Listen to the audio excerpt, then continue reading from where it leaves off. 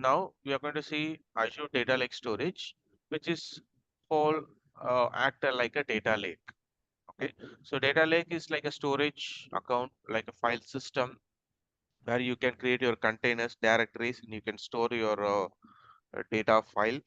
Okay, and once the data file is stored in your Azure Data Lake, then automatically you can use multiple technologies to read the data on top of that file. You can use Spark, you can use KQL, okay, or even you can use any other programming languages to read the data. You can use Python, Java, or whatever the things.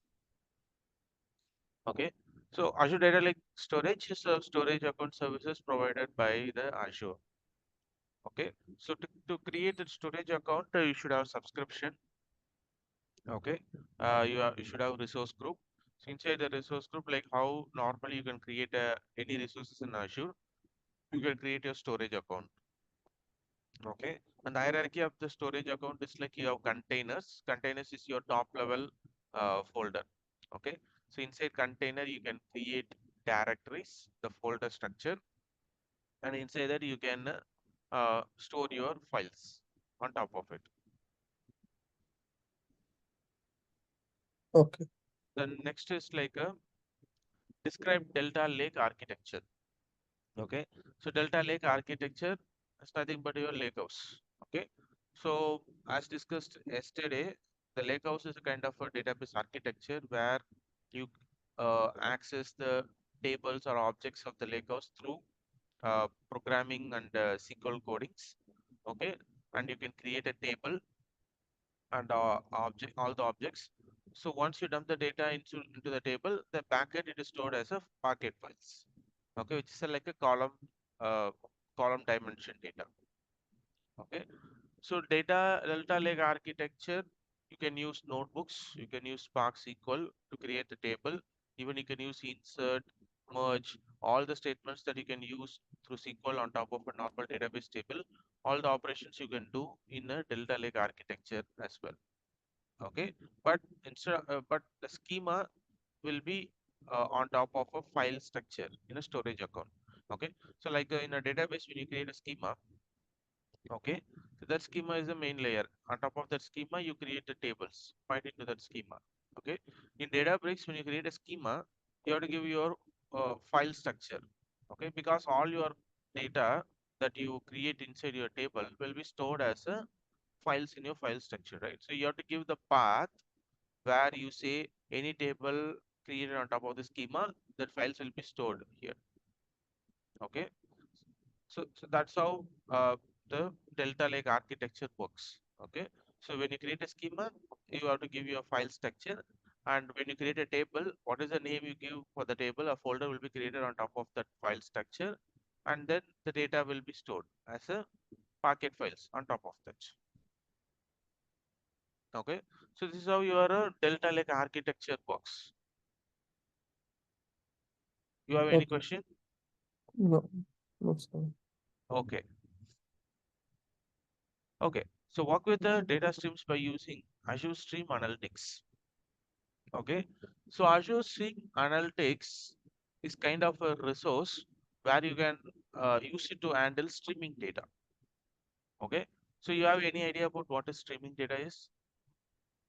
Like YouTube, like means Oh, it's not okay. completely.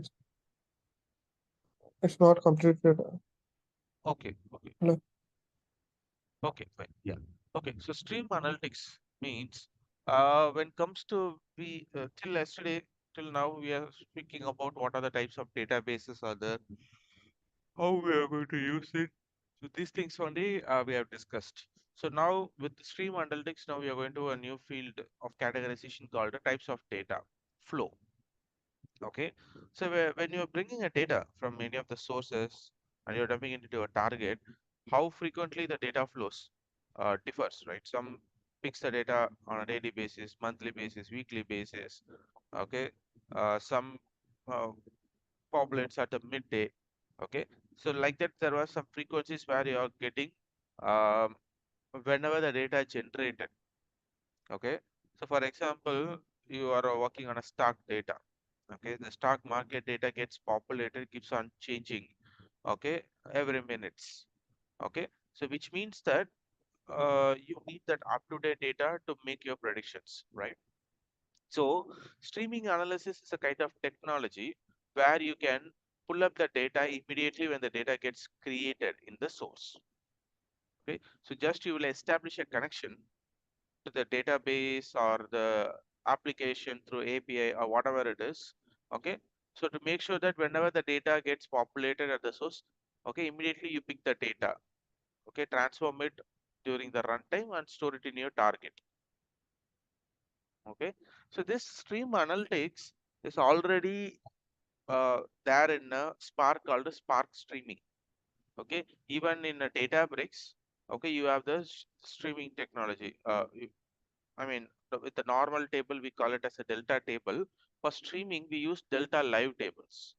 Okay, so delta live tables are kind of tables, okay, where you have an option to connect to a source, but in Databricks, it is restricted only to few sources like Kafka, okay, and the storage account mounting. Okay, which means that only when the data dumped as a file in the storage account, you can pick it up and build your complete data set through delta live tables, or when Kafka bringing up the data, okay, you can bring it up and completely build your data sets on top of it. Okay, so this is how the stream analytics works. Okay, so data streams are like when you create a data streams, okay, automatically you don't need to do anything or you don't need to schedule anything. Okay, whenever the data created at your source, automatically it is, I mean, it is bring into the delta table or in the target table and close the data. Okay, any questions on your side? No, no, no, Shravan. Okay, cool. So the next topic is like explore compute and storage options for data engineering loads. Okay, so now the next topic is like explore compute and storage options for data engineering workloads. Okay, so when a topic comes like a compute and the storage options, okay, the meaning of these two words is like compute. Compute refers to a machine, okay, where it gives you the processing power to run your workloads. Okay, so when it comes to data engineering workloads, it's nothing but your data engineering actions. So what are the data engineering actions you will be doing? Okay, you will be picking the data. Okay, you will be transforming the data based on the logic required or based on the type of data sets that you want to transform into. Okay, and finally you will store that into a target location, right? So all these actions needs a connection to a source, okay, needs to implement a logic, needs to query. So this actions needs a compute where all these actions can be performed, right? So especially when it comes to notebooks, okay, you need a high performance compute like a Spark clusters, okay, and storage options are nothing but if you don't have your own storage options, Azure is providing intermediate storage options like a storage account, okay, lakehouse. So these are all the storage options where you can actively store your data during your data processing or data transformation. Okay, so let's see what are the compute options, okay, that provided by Azure. Okay, so the compute option differs based on what kind of what kind of technology that you are going to use in your data transformations. Let me list out the types of technologies that are available that you can do your data engineering workloads. First thing is like you can use Hadoop. Okay, so Hadoop is a kind of technology where it works similar to Spark, but it is the one found before Spark. Okay, but Hadoop you can write only in Java. Okay, there is a program called MapReduce. Okay, so when you are specialized in Hadoop, okay, you have a data source where you are going to write a MapReduce program to transform the data. Okay, you need a cluster. Okay, you need a cluster where you can host the Hadoop. right? So in Azure, there is a standalone cluster. So there is an object called HDI clusters. So when you create that HDI clusters, automatically it will supply a load balancing compute power as a cluster given to the notebooks or any other coding where you want to perform your map reduce code. Okay, so mostly the services provided by Azure are clusters. Okay, so before going to the number of clusters, okay, we will discuss in detail about the architecture of clusters. Okay, so clusters are nothing but a master slave methodology. Okay, so example, let me take a notebook and I can explain you.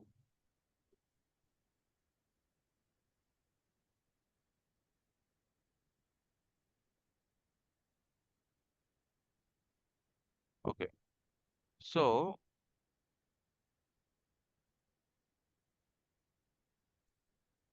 okay, so when you take a node cluster, so cluster is the collection of nodes.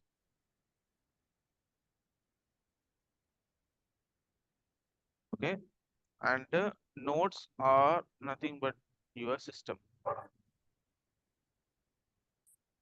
Okay, usually the latest big data technologies like the Spark, Hadoop, right? So they use a cluster technology. Okay, to give the compute power system. So when you create a cluster, okay, which means that you can assign a number of nodes, number of nodes to the Okay, cluster. master slave. Okay. Yeah, master slave. Okay. Yeah, the number of nodes to the cluster. Okay, so simply to say it's a master slave architecture.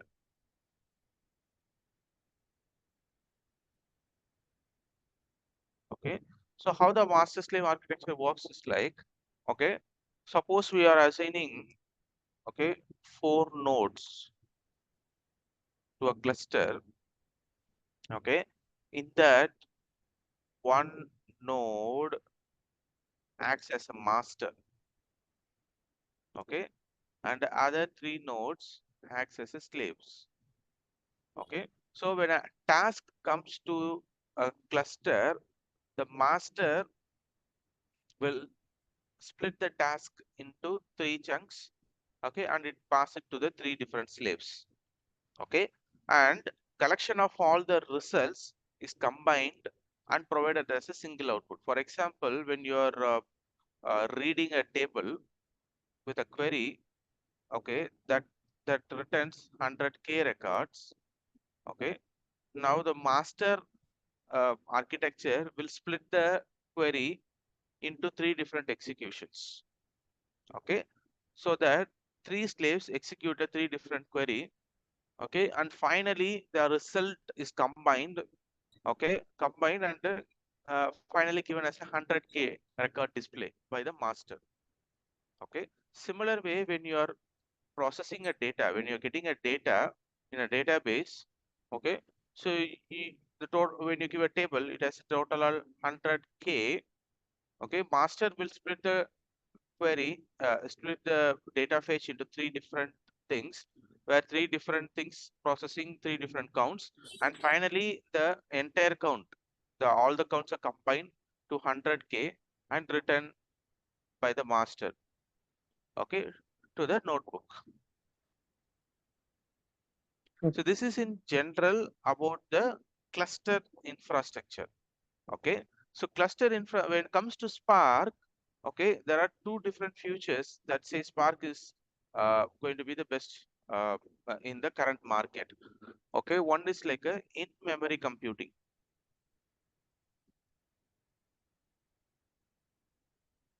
So in-memory computing in the sense, okay, all the processing data is not dependent on a physical memory or not dependent on a file system. Okay, like a RAM in your system, right? Every cluster has a space allocated for the in-memory computing. So any data processing between the slaves, it will be in memory, but there will be no centralized file system or physical memory where it stores and process the data. So because of this in-memory computing, this is 100 times faster than any classical database or the Hadoop file system, which completely rely on a file system. Okay. And second thing is like a lazy evaluation and fault tolerance. Okay. So lazy evaluation is something like when you are creating a data set, okay, by bringing a data from a source. For example, you are connecting to an Oracle database, a table, you are going to bring the data and store it inside a resilient distributed data sets or a data frame. Okay, we will discuss these two things later when we discuss in detail about Spark and MapReduce. Okay, so data frame is the uh, starting stage or the object where you store the data that you read through the Python or a Spark code. Okay, so when you're creating a data frame, right? Okay, you are giving an action. What action I'm going to do that brings data to the data frame? Okay, so for example, this will be the sample syntax. Okay, you create a data frame called a df. Okay, and you give the command like a spark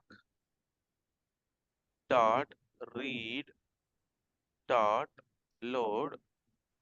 Okay, and you give the storage path. Okay, so this is the storage path where you have your data files.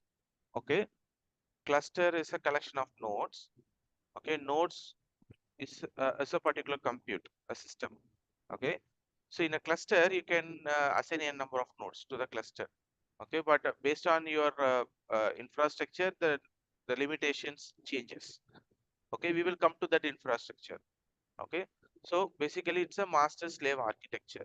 Okay, so when you're assigning 4 nodes, one node acts as the master and 3 nodes acts as the slaves. Okay, so when a task comes, okay, your node master will split the task between the 3 slaves, and the final result is combined into a single and provided to the user. Okay, so with this cluster thing in Spark, how effectively it is using is like Spark uses in-memory computing. Okay, when you make a cluster work as a Spark by installing Spark on top of that cluster, automatically Spark uses the in-memory computing. Some portion of your node, okay, will be allocated for the Spark in-memory computing. Okay, so which means that in a database, how the architecture work is like what are the data that you have processed that will be processed in your physical memory. Okay, and in Hadoop it will be processed in a file system. Okay, which takes long time for the process to do it. Okay, so like so in order to avoid that, Spark uses the in-memory computing, which makes it 100 times faster than a classic database or a Hadoop file system methodology.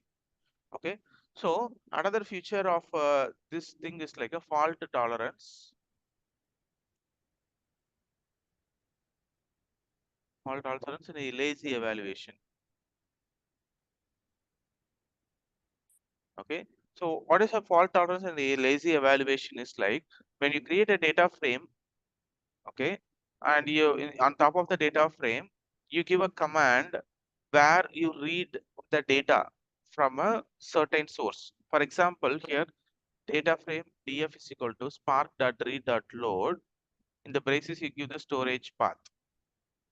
Okay, so which means that through this command, you are reading the data from a file system, a file inside the file system. Okay, and once you create this data frame, what happens at the backend? Okay, this is one syntax. Another syntax is like df is equal to spark dot read dot jdbc. Okay, using this option, you can read data from a database table. Okay, so this is the sample syntax that we use to read a data from a source in a Spark. Okay, so when you give this command, the overall motive of the action is to bring data from the source that you define and dump it inside the data frame so that you can query on top of the data frame inside your coding space. Okay, so the action here is to go to source, goes and pick the data. Okay, so mostly when it comes to the file or a database, the data is picked using the query, used to the query technology. Okay, and so as soon as you define the command, the Spark architecture, what happens is like the Spark context. Okay, we will discuss Spark architecture in detail in future. Now, if I explain the entire architecture, it will be confused. Okay, I'm just giving a general thing so that you can understand the compute better. Okay, so when you give this data frame creation to the Spark, the master will check the command that it needs to be executed, and based on that, okay, it demands the compute. Sorry, not master. Yeah, master, correct. So the master node checks the compute and it demands the nodes, how many nodes required as a slave for him. Okay, so after the n number of nodes is decided, okay, it will it will frame the query or queries. Okay, so that with n number of slaves, you can create n number of queries so that each slaves execute a bringing a portion of the data. Okay, for example, 100k. Okay, it will frame a query so that 100k can be split up into multiple percentage.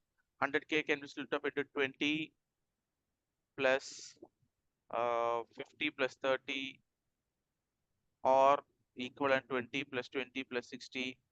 Okay, so your percentage of data processed by the each node matters based on what query that the master creates on top of it. Okay, sometimes Spark is giving you an option where you can make master to work effectively. Okay, there are some commands called partitions. Okay, so we will discuss that in detail. So partitions are something like when you define your data fetch, you can tell the Spark like I'm going to give you a table. There is a column inside the table where you can use that column as a partition split. Okay, and you can also tell you split it up into 7 partition with this logic. Got it? So Okay. like that, yeah, like that you can give option to your master to split to create a query so that all the nodes gets a equivalent count. Okay, yeah. So now this is how the works. Okay, so it splits up the query into multiple executions, and each execution will be assigned to a slave. Okay, and here where the fault tolerance and lazy evaluation comes into picture. Okay, so the lazy evaluation is something like your data frame doesn't start picking up the data until the operation starts. Okay, the operation starts in the sense when when suppose if 3 nodes are there, if one of the node is not online, your task will not start. It doesn't mean that the other 2 nodes will do their work and it will wait for the third node to come up, spin up, and then do the work. No, it will not do it. Okay, so only when all the 3 nodes starts, okay, and all the nodes got the task, and when all the nodes completed the task, then only the master will bring the entire data and display it to the user. Any issues with any one of the node, okay, it will be disrupted by the master and it will close the session. Okay, you will not get the data. Okay, and the fault tolerance, is the sense the re-executions. Okay, so you can make a node as a multiple re-execution steps. Okay, suppose due to intermittent issues also your one of the node execution may fail. Okay, so it has the capability to re-execute to some extent, and if goes beyond that, then it will display the error. Okay, so there can be a question on the consistency, like how Spark will be consistent if they use the cluster methodology when 3 nodes performing 3 different tasks. So with these two uh, what with these 2 futures dumped as a action for a Spark, the Spark is more accurate and faster.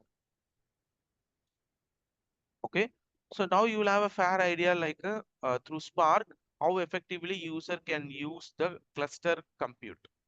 Okay, so now we will come to the option back to the topic where we will see what are the compute options provided by Azure. Okay, so now you see you have a standalone cluster. Okay, so through Azure you can create a standalone cluster where the standalone cluster, based on the type of services that you are going to host on the cluster, all the libraries and the stuffs will be installed. You will get a pre-made cluster for your specific workloads.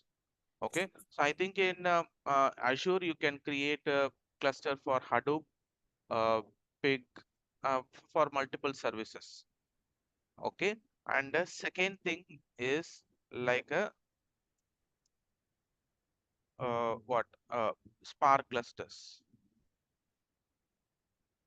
So Spark clusters are not like a standalone cluster. Okay, you will get the cluster services like one of the option from your inbuilt available services. For example, okay, Azure Synapse Analytics.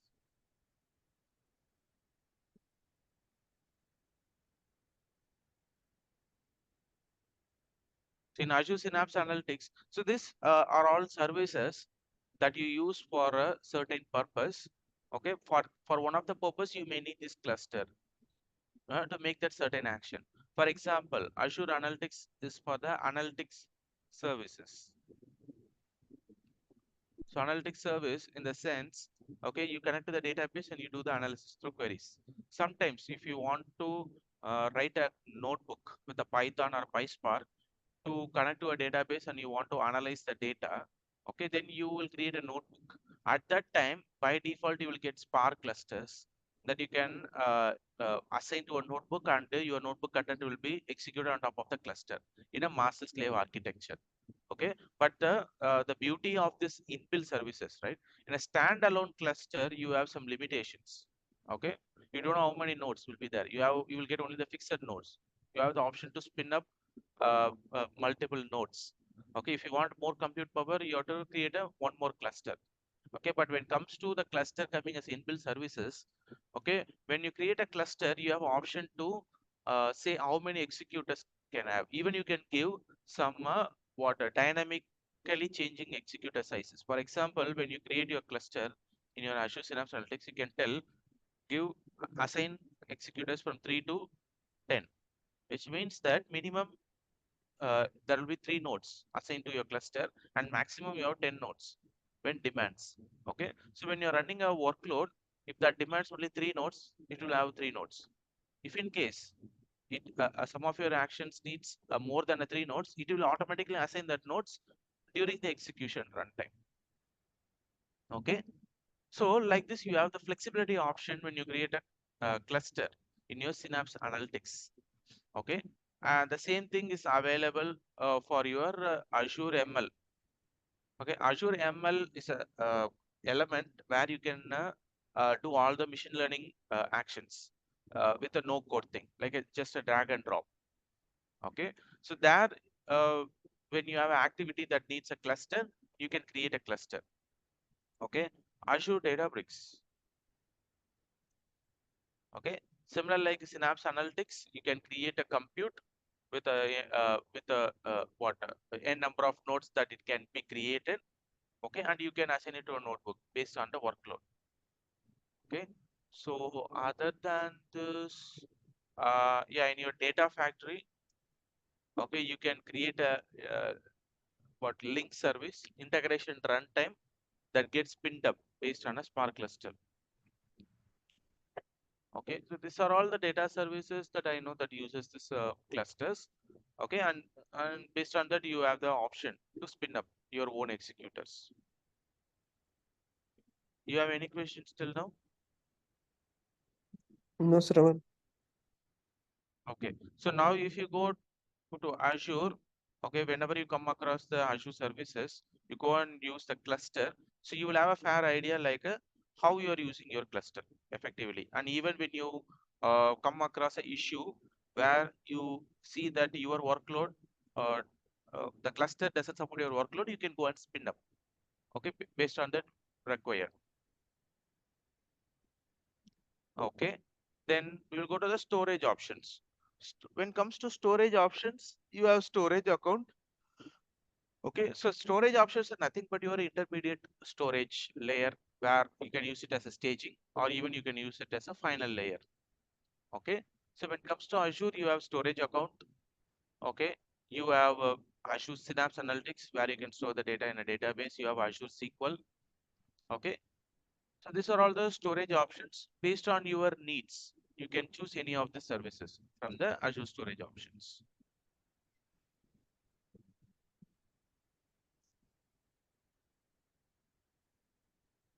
Okay, any questions till now with these topics? No, no. Okay, so let's go for the module 2. Okay, transformation skill. Show data factory, operate slowly changing dimension. Implementing the serving layer. Okay,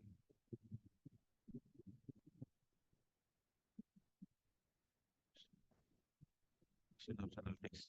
Okay, so uh, so regarding the first topic, okay, design a multi-dimensional schema to optimize analytical workloads and populating slowly changing dimension in Azure Synapse Analytics.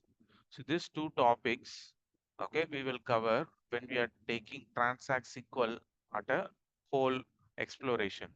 Okay, we will spend one complete class on Transact SQL, SQL terms. What are the important things in SQL terms? How to write a SQL query, right? At that uh, time, I just covered these two topics. What is meant by multi-dimensional schema and what is a slowly changing dimension. Okay, so now we will start the Azure Data Factory. Okay, yeah. So Azure Data Factory is a no-code orchestration tool.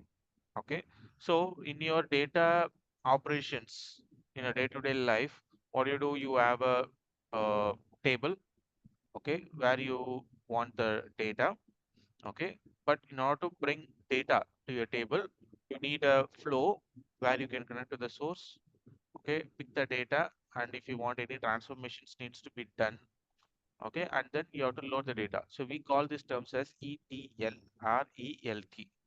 Okay, ETL stands for extract, transform, load. Okay, ELT stands for extract, load, and transform. Okay, so the main motive of these two processes is to pick data from any source. Okay, transform the data and then load to a target, or load the data to the target and transform it on top of the target. Okay, based on what your data transformation demands, you can choose any one of the type from these two, either ETL or ELT.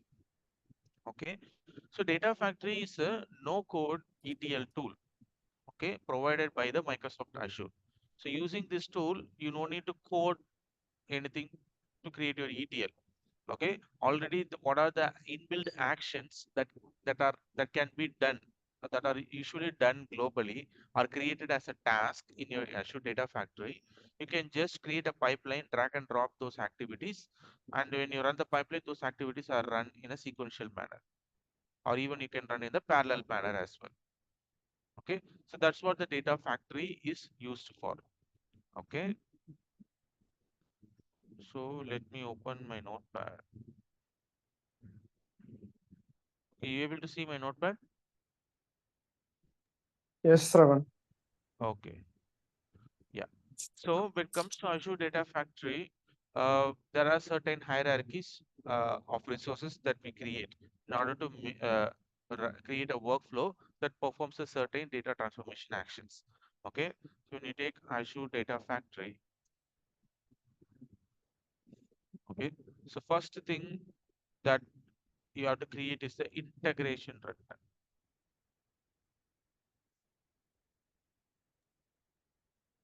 So what is the integration runtime? Integration runtime is a server, okay, used to do run actions and connect to resources. Okay, so integration runtime is like a machine. Okay, so for performing any action, you need a compute, correct? So here, what action you're performing, you're connecting to the source, you're going to transform the data, and you're going to load the data. Okay, so for performing this action, the tool needs a machine. Okay, so integration runtime is a machine, but you no need to give your VMs for the thing. Okay, I mean the option is also there to give your VM as well. Okay, we will come to that option, but there is another option also, like you can create a integration runtime where the compute needed for the ADF activities is pinned up by the Azure as well.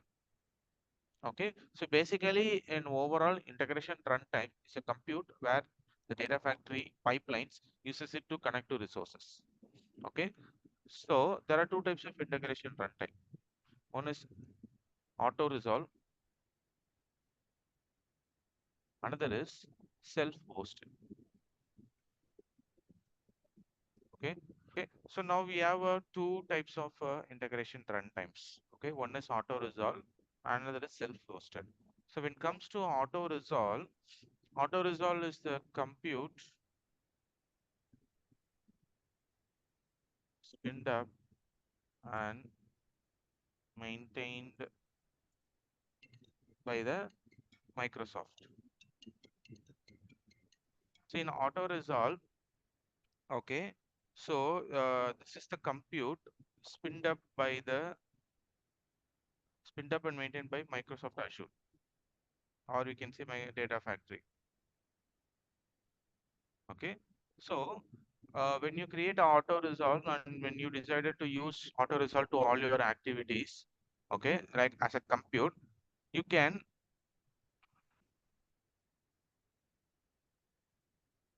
okay. So when you choose auto resolve and to use on your activities, then automatically Microsoft maintains the compute at the backend. Okay, so yeah, you have the option to give how many nodes needed for that activity, how many parallelism, all these things you can mention in a particular activity that demands it. Okay, but the compute and everything is maintained by the what Microsoft. Okay, so auto resolve is a compute spilled up and maintained by the Microsoft Data Factory. Okay, self-hosted. Self-hosted is a compute maintained by the user. Okay, so when you think like Microsoft Compute is not a secured option, or you need your VM with a VM inside a virtual network, so that that VM is secure to connect to any of your databases that inside a corporate network. So in this scenario, if you think like, okay, I'm good to use the data factory, I have all the option to use it, but only concern is like it is using Microsoft VM. I don't want that. I want something in my corporate network machine to be used for this activity. Then data factory is giving you an option called self-hosted IR, where you can have your VMs work as a compute for the data factory. Okay. So for that, what you have to do is like, you have a VM virtual machine, right? In the virtual machine, okay, you have to install IR software, okay, and in the data factory, you have to create IR resource.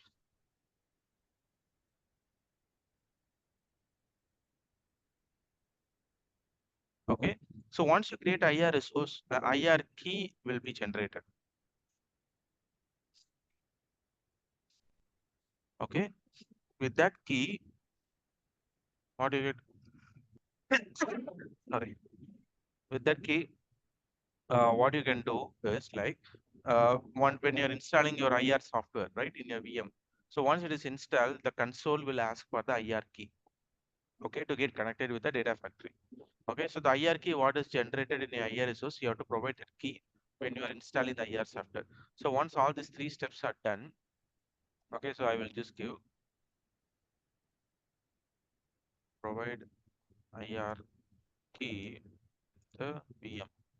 Okay, so once all these 4 steps are done, then automatically the self-hosted IR, your VM with the IR key is utilized by the data factory, and your compute will be used as a data factory compute whenever you create task on top of the data factory. Okay, so you are clear with this integration runtime concept? Yes. Okay, great. So now you have the compute. Okay, so next thing, okay, next term in data factory is linked service. Okay, so linked service, okay, is the string connection string to connect to any resource. Okay, so in a ETL process, okay, you have a thing called extract and load. So extract and load, these two actions is done on top of any services that you want to bring the data or that you want to post the data, right? For example, transaction systems like Oracle or Azure SQL, so where you want to pick the data on a daily frequencies. Okay, and Synapse is a resource, or blob storage, wherever you want to post the data, it's a target resource. So all these resources are services, right? So for example, source can be your Oracle, Azure SQL, SAP, Salesforce, Cassandra, even Synapse can also be a source. You can have blob storage as a source, S3 in AWS bucket, Google Cloud Storage, GCS, right? So all these things can be a source, right? So source is something like a resource where you're bringing the data, and target also can be the same resource where you're going to post the data. So basically, these are all the resources where your data factory has to connect, perform the operation to bring the data or write the data, right? So for that, data factory needs what resource you're trying to connect. Okay, and what is the connection details, authentication details required for the data factory to authenticate to the particular resource to bring the data, right? So link service as that connection details based on the resource that you're trying to connect. Okay, for example, let's take, okay, Azure storage, Azure data lake gen 2. So this Azure Data Lake Gen 2 is a services where it's a storage account services where you have your data as a file, right? So if your source is like you are going to these files, bringing the data and transfer it into a database, then you have to give data factory the connection details of your storage account, okay, where it has to connect and bring the data. Okay, so for connecting to a storage account, what are the details required? First thing is like since it's in a storage account, okay, you need the tenant, okay, or you need a tenant subscription and the storage account name, SA name. Okay, this is like a manual providing. Okay, if not, okay, this is like an automatic drop down. Okay, whenever the link service is created, automatically you can see in which tenant your data factory is created, on that tenant what are the subscription and what are the storage account available. You can directly get it from your list of storage account from the drop down. Second thing, you can enter manually. So for entering manually, you can use the uh, storage account endpoint. Okay, every resources will have HTTPS endpoint. Okay, you can give that endpoint so that data factory knows this is the endpoint storage account that it has to connect. Okay, then next thing is like you have to give the authentication resource. Authentication resource. So authentication is like you are trying to connect to the storage account. Okay, so currently uh, to authenticate to the storage account, you can use SAS token, okay, or blob token, or you can use service principal. service principal, or you can use manage identity. Okay, so yeah, you have to supply any of these details over to the link service. Make sure that you are connecting, data factory is connecting to the storage account. Okay, then that's it. So once you provide all these details, so data factory can connect to the storage account, and it will bring the folder structure. You can choose from the folder structure which files you want to connect. Okay, so that option you can do it in the next resource. I will explain detail of what you can done in that resource. Okay, so similar way, if you are connecting to Azure Synapse, which is a database, so which means that for a database, what details you have to give is like you have to give the SQL server name. So SQL Server is the topmost hierarchy. Inside the server only the Microsoft maintains the database, or you maintain the database. So first you have to give the SQL Server name. Second, you have to give the database name. Third thing, like a authentication method. Authentication method. Okay, either use SQL login or use service principal.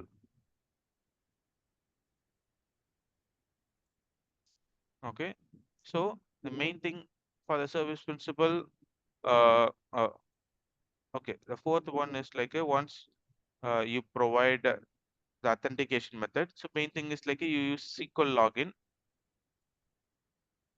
Okay, when you give SQL login, you have to give username and password. So once you give the password, okay, it is encrypted. You cannot revert it back again. Okay, or you cannot change. So once a link service is created with the direct password, once it is created, you cannot change anything on top of that link service. Okay, in future, if a SQL user password is resetting, then you have to delete that link service and create a new one, like a standalone. Okay, so this is like a disadvantage, right?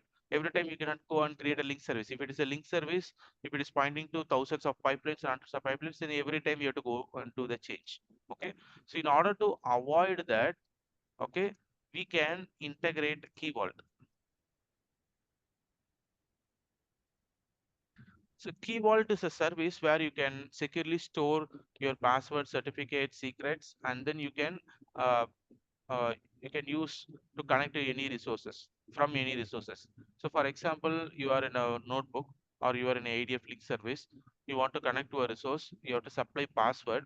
So instead of supplying password directly, you can connect to Key Vault service. From there, you can bring the secrets or passwords securely. Okay. So in link service, when there is an option where you have to give the password, okay, there another option instead of direct password, there is another option called provide via keyword. Okay, so there will be another link service created to connect to the key vault. Okay, so in that link, through that link service, you can connect to the key vault. You have to specify the secret name where you store the password, and then automatically link service will bring the password every time when it tries to authenticate. Okay, even in the SAS token, blob name, wherever you want to store some details regarding the connection details in the key vault and bring it up, you can use key vault to bring it up. Okay, yeah. So the main thing other than this is like I have mentioned multiple authentication methods. Other than this, you have the self-managed identity. So self-managed identity in the sense, so as soon as you create your data factory, okay, so you decided to use data factory as your ETL tool. Okay, so first thing what you will do is like you go to a subscription resource group and you create the data factory, right? So once you create the data factory, automatically a managed identity related to the data factory will be created. Okay, so managed identity is a kind of resource where you don't need a password or a secret or anything, right? It's authentication like a user, like your user ID. This is a user ID in an Active Directory, which password and everything is maintained at the backend. Okay, only thing you have to do is like you have to give access to that resource, and you can just give the name in the authentication without any password and anything. Automatically, if the managed entity has the access in the Azure resources, automatically it performs the authentication. Okay, so self-managed identity is like a one created specific to your data factory. So wherever you come across in a link service that you want to use uh, uh, what authentication method to connect to any resources, you can use that self-managed identity. So in Key Vault, when you're creating a services link service for a Key Vault, you can use the self-managed identity. Okay, and in the Key Vault, you have to give access, both an access policy and the RBAC to this Key Vault. I mean, to this managed identity, the Key Vault. And once that access is provided, automatically the link service can go and pick the secret. Okay, so this is like a overall concept related to link service. So you have any questions or doubts? No. So you're totally good with both integration runtime and the link service, correct? Yes. Okay, fine. So next thing, like so now you have a compute to connect to the sources.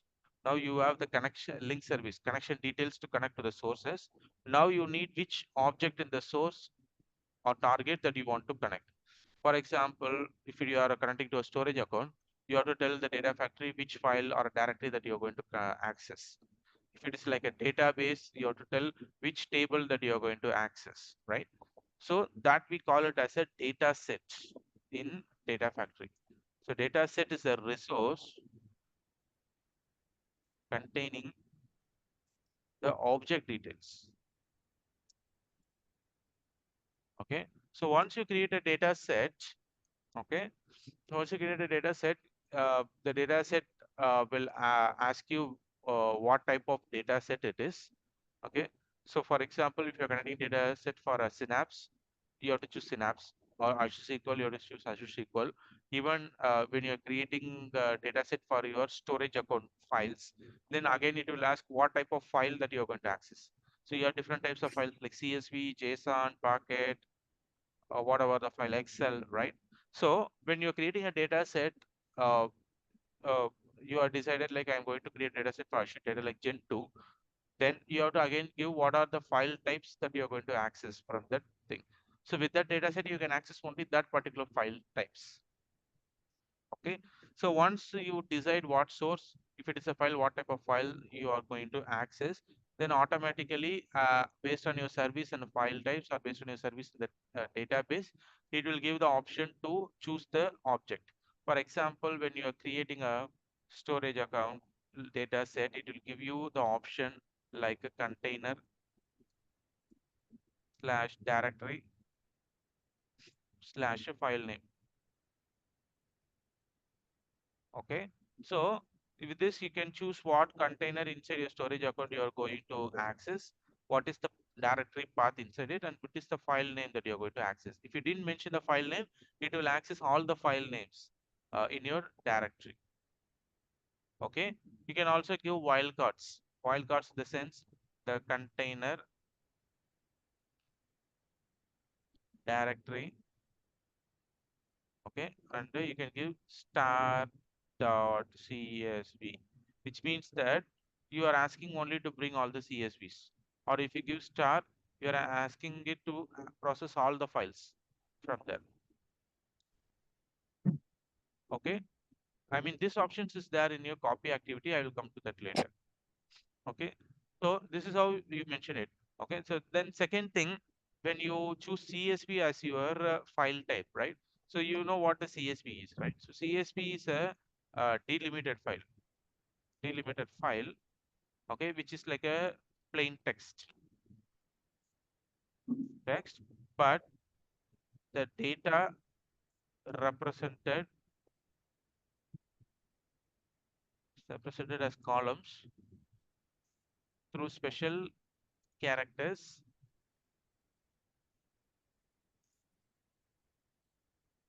separating it. Okay, so for example, so when you create a data like this A, comma B, comma C, comma D, 1, comma 2, comma 3, comma 4, 5 comma 6 comma 7 comma 8 comma 8. Okay, so this is a like a table format, right? But in CSV still it will be like a plain text. Okay, but when you want to read it as a structured data, what you do is like every time when you separate it with the special characters like comma, tab, or whatever it is, colon, anything you can use to separate the data. Okay, so when you have a service that you want to read a plain text as a table, then you have to tell that service like I have separated it with a comma. You use comma to read it as a column. You read line as a row. Okay, so now here when you create a data set, if it is like a CSV, then you can give option uh, as a delimited, what delimited character that it has to use to read the data, or if you have any code character, what is the code character thing that you use. Code characters are nothing but to give more granularity, we will just put everything in a quotes, single quotes or double quotes or whatever it is. Okay. So when you're creating a data set, if it is a CSV, you have this option also to give, and also you can take first line as header. So which means that you tell first line is a column header, and from second line all the things are data. Okay. So this is for the file system. Okay, so suppose if you are trying to connect to a database, okay, so automatically your data set will have, okay, the schema and the table name. So you have to give the schema and the table name. Okay, you can export all the columns from the source and the target, and then you can use it for mapping in any of your activity. Okay, so this is how the data sets are created. You have any questions?